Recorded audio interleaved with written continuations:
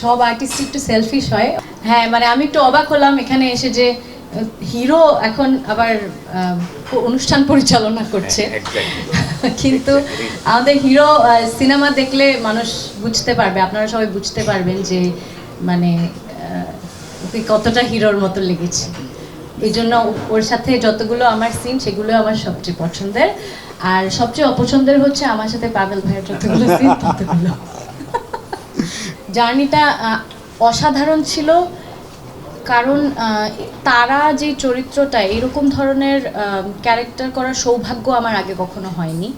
একটা অসাধারণ চরিত্র, আর যখনই আমি তারা হয়ে উঠতাম, যখন আমি সেটে যেতাম তারা হয়ে উঠতাম, আর এত গুণী শিল্পীদের সাথে আমি অভিনয় করতাম, ওই পুরো সময়টা এত অসাধারণ, সেটা বলে বোঝাতে পারবো না।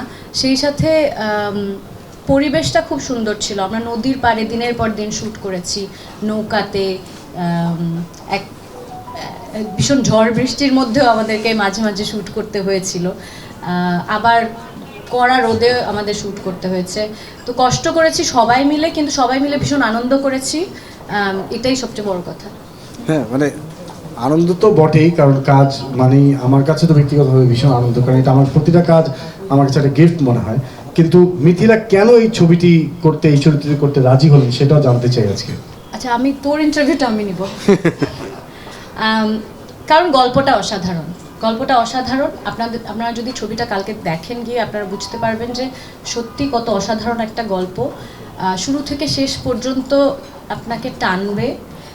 তো আমি যখন পড়েছি স্ক্রিপ্ট, আমাকেও টেনেছে, সেই কারণেই মানে এই সিনেমাটা করতে রাজি হয়েছি। এবং অবশ্যই অরুণদা একজন গুণী নির্মাতা, সেই সাথে এত সব গুণী শিল্পীদের সাথে একসাথে কাজ করার সুযোগ।